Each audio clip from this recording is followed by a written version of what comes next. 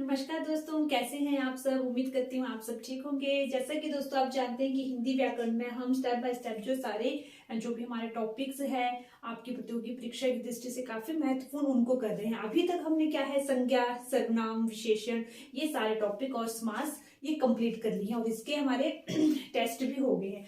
आज जो मैं टॉपिक लेके आई हूँ आपके लिए वो लेके आई हूँ संधि लेके आई हूँ। ठीक है, संधि जो है हमने इसमें पूरी संधि विद ट्रिक और जो हमारे व्याकरणिक नियम है उनको भी नजरअंदाज ना करते हुए हमने संधि भी कंप्लीट करनी है।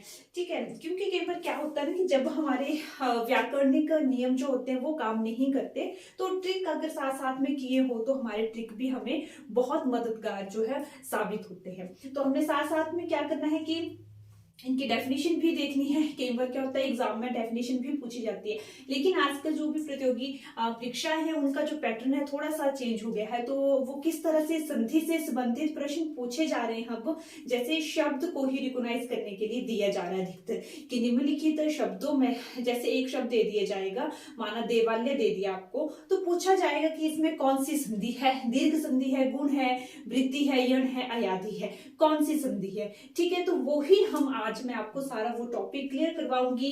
संधि होती जैसे अगर संधि पूछ लिया जाए आपसे कि संधि किसे कहते हैं, तो दो वर्णों के मेल से जो विकार उत्पन्न होता है ना उसे ही हम संधि कहते हैं। विकार का मतलब होता है परिवर्तन। ठीक है, संधि में दो शब्द जो होते हैं ना वो आपस में मिलकर जो नए शब्द का निर्माण करते हैं उसे ही हम संधि कहते हैं। ठीक है, डेफिनेशन वगैरह मैंने नहीं लिखी क्योंकि वो बहुत बुक्स में मिल जाती है। अभी हमें जरूरत है, फोकस देने की जरूरत है कि संधि शब्द कैसे पहचाने, कि ये शब्द है किस संधि का है और किस संधि का नहीं है। यही से ही आपको ज्यादा जो है वो प्रश्न एग्जाम में पूछे जा रहे हैं। ठीक है, तो संधि जो होती है वैसे हमारे पास तीन संधियां होती है, तीन प्रकार होते हैं इसके। कौन कौन से होते हैं हमारे, स्वर संधि होती है, व्यंजन संधि होती है और लास्ट में होती है हमारी विसर्ग संधि। अधिकतर जो हमें डाउट होते हैं, कंफ्यूजन जो है बहुत ज्यादा क्रिएट होता है वो होता है हमारा स्वर संधि में। क्यों? क्योंकि स्वर संधि के होते हैं पांच भेद, पांच भेदों के पांच अलग अलग नियम होते हैं। ठीक है, अलग अलग ट्रिक होंगे उनके, तो उनको जब कभी शब्द को रिकॉग्नाइज करने में प्रॉब्लम आ जाती है आपको कि किस संधि का है, स्वर संधि का है लेकिन कौन सी स्वर संधि का है, दीर्घ का है, गुण, वृद्धि और यण या अयाधि। वैसे संधि टॉपिक जो है वो काफी इंटरेस्टिंग है, अगर आप इंटरेस्ट से करोगे तो काफी सही से इसका आंसर भी आप कर पाओगे। ठीक है, और इस पूरी वीडियो को देखने के बाद बिल्कुल भी आपको स्वर संधि में शब्दों को पहचानने में जरा भी मुश्किल नहीं होगी आपको। ठीक है, तो फर्स्ट देखेंगे हम स्वर संधि। तो स्वर संधि पहले आप जान लो कि क्या होती है। स्वर संधि में क्या होता है कि जब मतलब ये समझो कि स्वर संधि में ज्यादा नहीं आपने देखना है, इसमें डेफिनेशन में क्या होगा आपने सिर्फ इतना याद रखना है कि स्वर, स्वर का मतलब क्या होता है हमारा, स्वर और व्यंजन, वो ही स्वर की बात कर रही हूं मैं। तो दो स्वरों के मिलने से जो विकार उत्पन्न होता है उसे ही हम स्वर संधि कहते हैं। विकार का मतलब परिवर्तन, मतलब जब दो स्वर मिलते हैं, दो स्वर चाहे लघु है, दीर्घ है, आपस में मिलेंगे उनमें फिर क्या परिवर्तन होता है उसे ही हम दीर्घ स्वर संधि कहते हैं। दीर्घ स्वर संधि के पांच भेद है, सॉरी स्वर संधि के क्या है हमारे पांच भेद है। कौन कौन से है, दीर्घ है, गुण, वृद्धि, यण और अयाधि। अब आगे हमारे सबसे पहले ध्यान से देखेंगे, सबसे पहले जो हमारे आ जाती है वो आती है हमारी दीर्घ स्वर संधि। जो दीर्घ स्वर संधि है हमारी, इसको कैसे करेंगे। दीर्घ का क्या मतलब होता है, दीर्घ का मतलब होता है बड़ा। ठीक है, बड़ा क्या मतलब होता है दीर्घ का, बड़ा। क्या जब हम अब नियम देखेंगे, सबसे पहले तो व्याकरण का नियम क्या होता है, ये मैंने सारे ये रेड मार्कर से लिखे हैं इधर। तो इसका नियम होगा कि जब अ, आ, ई, उ प्लस सारे ये स्वर फिर रिपीट होंगे, जब ये आपस में मिलते हैं तो ये बन जाते हैं बड़ा आ, बड़ी ई और उ। ठीक है, ये है हमारा व्याकरणिक नियम। लेकिन कई बार क्या होता है कि हम बिल्कुल भूल जाते हैं कि a plus a is equal to आ था हमारा या ई था।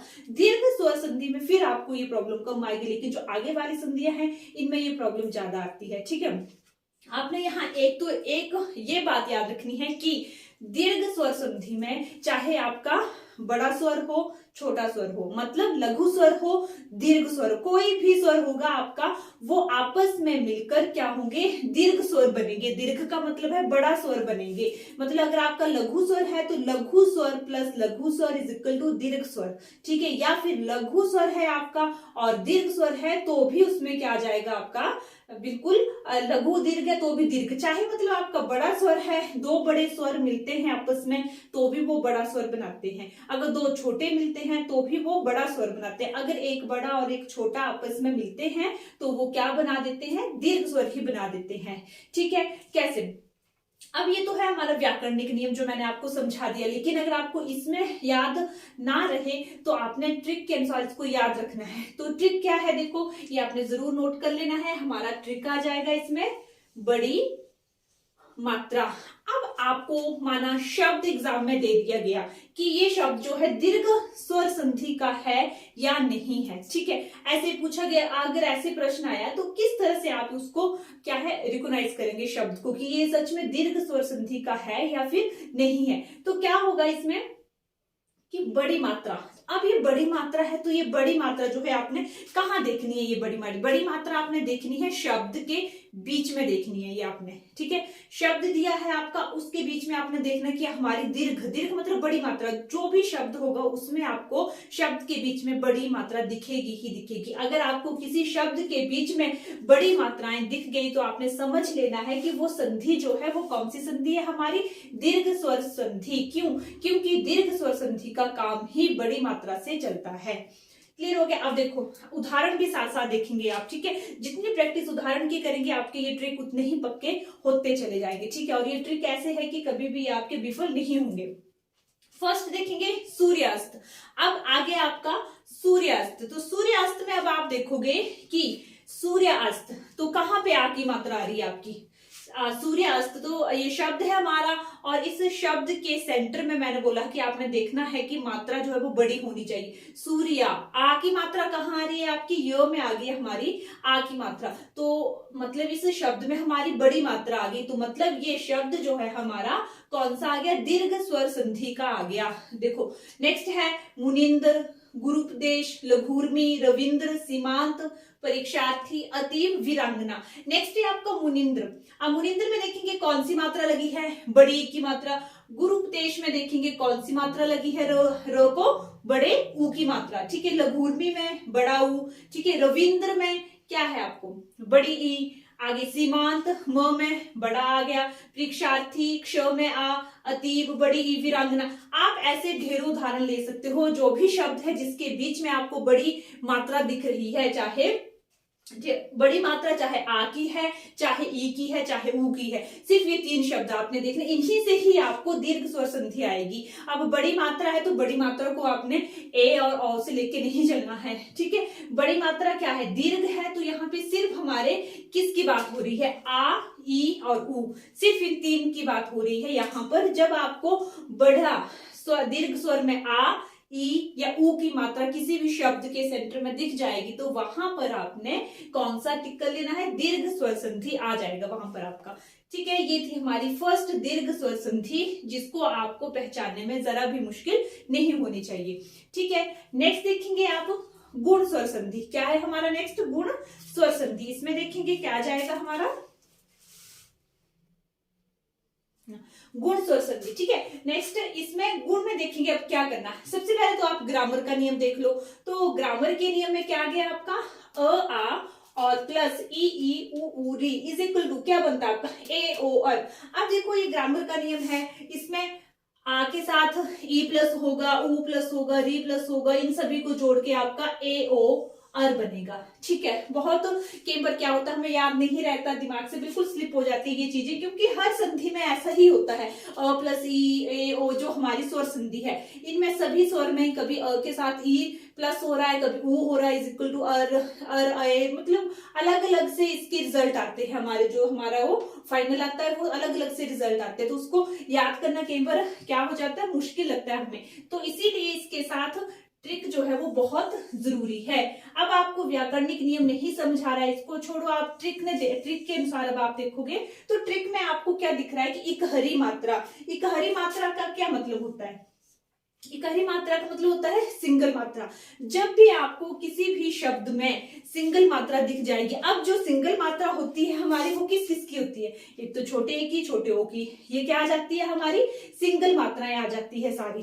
ठीक है, तो अब आपने इसमें देखना है कि जो भी शब्द है अपने आप देखोगे इकहरी मात्रा, हर शब्द में आपको कहीं भी डबल मात्रा नहीं दिखेगी, सिर्फ सिंगल मात्रा ही दिखेगी। नरेंद्र, सुरेंद्र, नरेश, देखो सोमेश, कमलेश, महोदय, ठीक है, विरोचित, परोपकार, देवऋषि, सप्तऋषि, महर्षि, सर्वोत्तम। अब सभी में क्या है हमारे इसमें देखो सिंगल सिंगल मात्राएं आ गई। नरेश, नरेंद्र में देखो रे, सुरेंद्र, ये देखो सिंगल मात्रा। जब भी आपको किसी भी शब्द में सिंगल मात्रा, इकहरी मात्रा नजर आती है तो वहां पर आपकी क्या आ जाती है, सीधी गुण स्वर संधि आ जाती है। अब देखो ए मतलब रिजल्ट, जो हमारा रिजल्ट आता है ना, आपने उस पर ही फोकस देना है, वो रिजल्ट किसको ऐड कर करके आया। अगर ये इतना ज्यादा याद नहीं रह होता तो इसको छोड़ देना है, आपने सिर्फ रिजल्ट पर फोकस करना है कि जैसे गुण स्वर संधि है तो इसका क्या रिजल्ट आता है आपका ए ओ अर। तो ए मतलब सिंगल मात्रा, ओ मतलब सिंगल मात्रा, अर का क्या होता है मतलब र की मात्रा आएगी। कैसे, ये मैं आपको आगे समझा रही हूँ। देखो ए है हमारा नरेंद्र, ए की मात्रा आ गई, सुरेंद्र ए की मात्रा, नरेश इसकी मात्रा, सोमेश। शब्द के कहाँ देखना है आपने, शब्द के सेंटर में देखना है सोमेश। तो यहाँ पे क्या है, चाहे आप फर्स्ट ले लो तो भी सिंगल मात्रा है, सेंटर का ले लो तो भी सिंगल मात्रा है हमारी।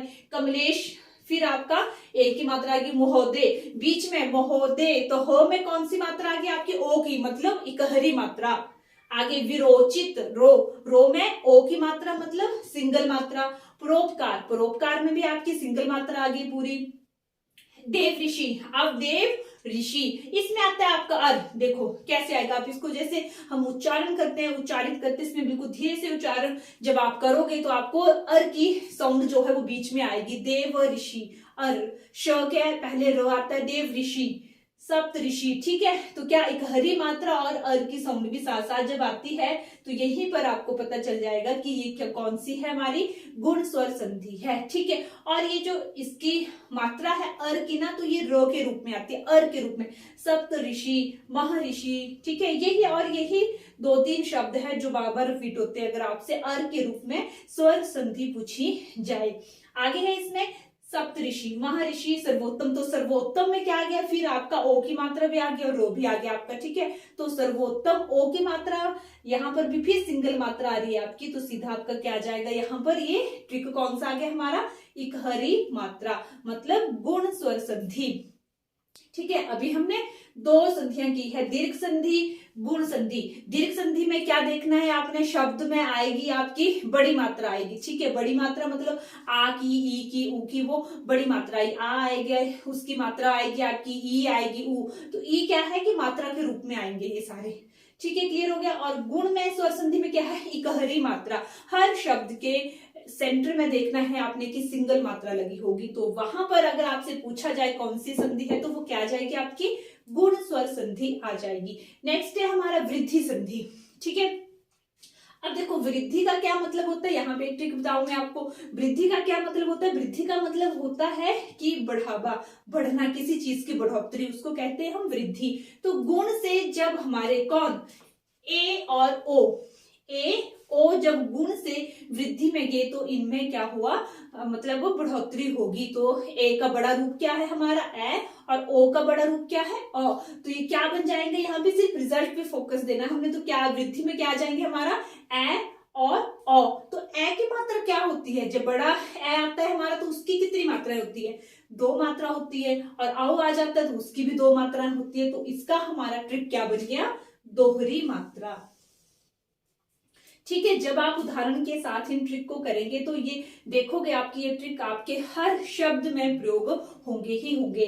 ठीक है, तो देखो दोहरी मात्रा। अब आपने शब्द देखने हैं वृद्धि स्वर संधि के, इसमें आप जज करोगे कि सारे के सारे शब्दों के ऊपर दो मात्रा लगी होगी, या तो अ की मात्रा होगी या तो फिर ए की मात्रा होगी। अब ध्यान देंगे, सदैव, एक एक, देखो सदैव में आ गया आपकी ए की मात्रा, ए की मात्रा देखे, लोकेशना ए की मात्रा, धनेश्वर्य ए की मात्रा, महेश्वरी ए की मात्रा, महोत्सवी देखो अ की मात्रा आगे ना, ह को अ की मात्रा आ गई आपकी तो महोत्सवी बन गया। और दंतोष्ठ, ठीक है, इसमें डबल मात्रा थी।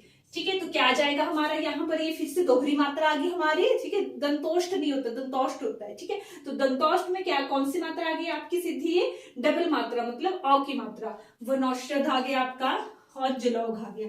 मतलब आपने ध्यान रखना है कि शब्द के सेंटर में जब आपकी एक मात्रा आ रही है, इकहरी मात्रा आ रही है, तो वो आपकी गुण स्वर संधि होगी। लेकिन जब दो मात्राएं आएगी तो वो हमारी वृद्धि स्वर संधि होगी, ठीक है। जरा को कहीं भी अगर ट्रिक के साथ आप करोगे तो कहीं भी भूलने की गुंजाइश ही नहीं है आपको, ठीक है।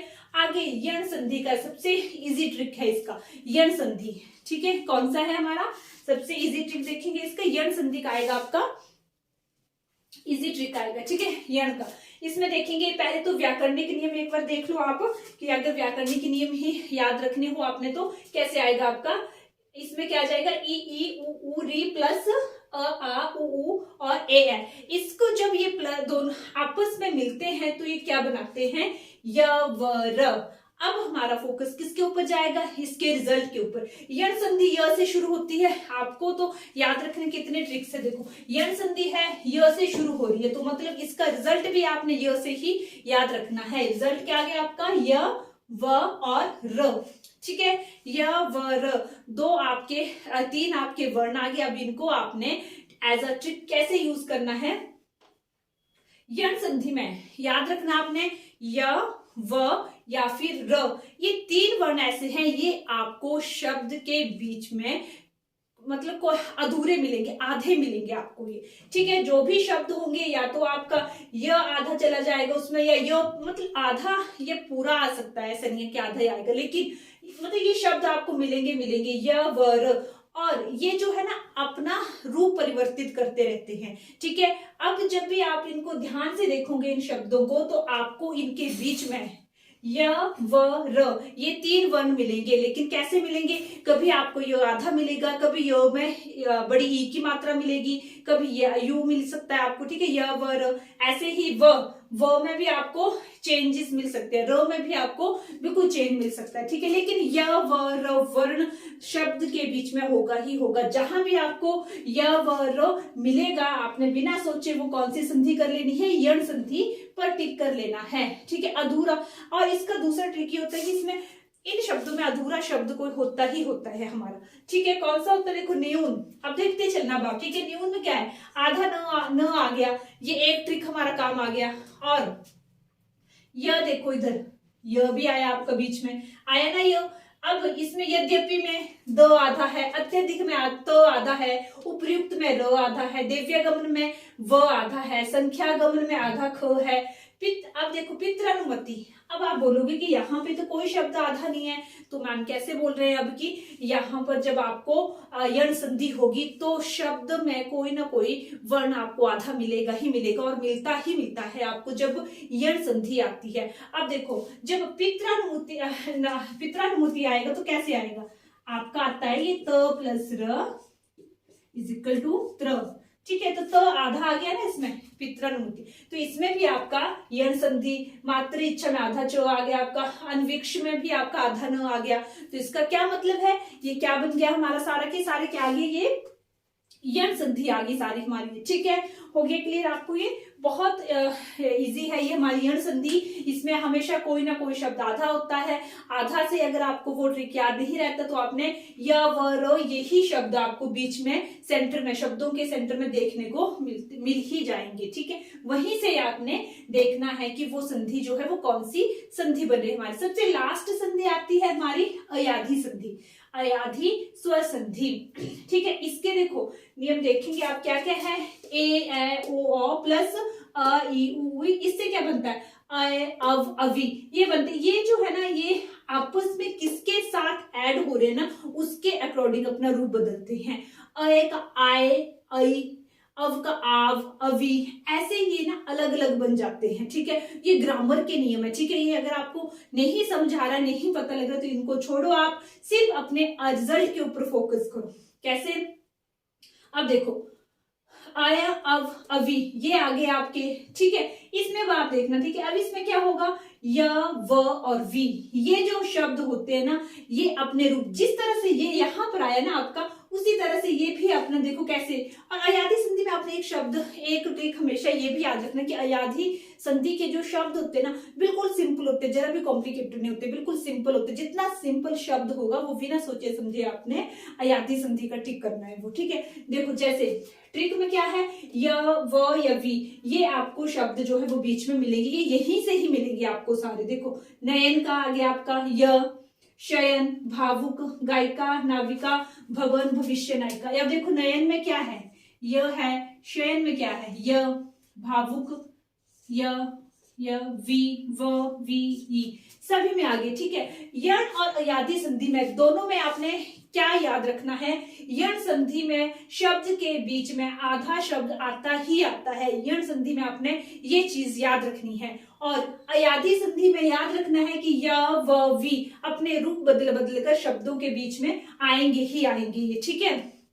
जैसे देखो व है ना, तो यहाँ पर नाविक, तो व ने यहाँ पर अपना कौन सा रूप बदल दिया, वी का, नाविक, ठीक है। तो इसी तरह से ये शब्द आएंगे, ज्यादा डिफिकल्ट नहीं है, ये संधियां जो है बहुत इजी होती है। ये आपने ग्रामर नियम के साथ साथ ट्रिक भी अप्लाई करने हैं। अगर आप ट्रिक अप्लाई करेंगे तो कभी भी आपको कोई भी ऐसा शब्द नहीं है जो आप पहचान नहीं पाओ कि ये स्वर संधि में कौन सा है। अगर आपको स्वर संधि आ गई तो समझ लो आपको पूरी संधियां आ गई, ठीक है। स्वर संधि के क्या किया अभी हमने, एक बार से हम थोड़ा सा रिवाइज कर ले एक सेकंड के लिए। स्वर संधि क्या है, स्वर संधि में 5 हमारे प्रकार होते हैं। कौन कौन से आगे, दीर्घ, गुण, वृद्धि, यण और अयाधी, 5 प्रकार है। अब जैसे दीर्घ में क्या होगा हमारे क्या ट्रिक, सिर्फ ट्रिक हम रिवाइज करेंगे। जो दीर्घ है इसमें क्या आएगी, सबसे बड़ी मात्रा आ जाएगी हमारी। सेकंड आएगी हमारी गुण, गुण में क्या है, इकहरी मात्रा, शब्द के सेंटर में इकहरी मात्रा, ठीक है। नेक्स्ट है हमारा वृद्धि, वृद्धि में क्या है, अब इकहरी मात्रा जो है वो उसकी वृद्धि हो गई तो वो डबल हो गई, तो इसका मतलब जो वृद्धि है हमारी संधि उसकी जो है वो क्या आ जाएगा, उसकी ट्रिक जो आ जाएगा दोहरी मात्रा। यण में क्या है, अधूरा शब्द आएगा आपका। अयाधी में क्या होगा, य व वी, यही शब्द जो है सेंटर में यही वर्ड जो है शब्द के सेंटर में देखने को आपको मिलेंगे ही मिलेंगे, ठीक है। तो ये थी आज की मेरी वीडियो जिसमें आपने संधि का एक प्रकार किया स्वर संधि, ठीक है। स्वर संधि के 5 प्रकार किए। अब इनमें से कोई भी शब्द अगर आपको दे दिया जाए तो आपने व्याकरणिक नियमों की तरफ नहीं भागना है, एकदम से ट्रिक याद रखना है कि कौन सा ट्रिक है और कहाँ पे अप्लाई होना है। अगर आपसे शब्द पूछा जाए तो कभी भी गलत नहीं होगा अगर आपने उदाहरण के साथ ट्रिक की भी प्रैक्टिस की होगी, ठीक है दोस्तों। तो ये थी आज की मेरी वीडियो को 1 से 2 बार जरूर देखिएगा, फिर उदाहरण के साथ प्रैक्टिस कीजिएगा। कभी भी आपकी जो है संधि से संबंधित जो भी प्रश्न एग्जाम में पूछे जाएंगे कभी भी गलत नहीं होंगे आपके, ठीक है। इसका पार्ट 2 बहुत जल्दी लेके आऊंगी जिसमें हम व्यंजन और विसर्ग संधि करेंगे। छोटी सी है वो, थोड़ी ही वीडियो, छोटी सी वीडियो बनेगी उस पर, ठीक है। तो बहुत जल्दी मैं उसको लेके आऊंगी। तब तक के लिए आप संधि पढ़ते रहिए, रिवाइज करते रहिए और उदाहरण के साथ प्रैक्टिस जरूर करें, तभी आपकी ट्रिक जो है बिल्कुल याद पक्के हो जाएंगे आपके, ठीक है दोस्तों। तो बहुत जल्दी मिलती हूँ नेक्स्ट वीडियो के साथ, तब तक के लिए धन्यवाद, टेक केयर।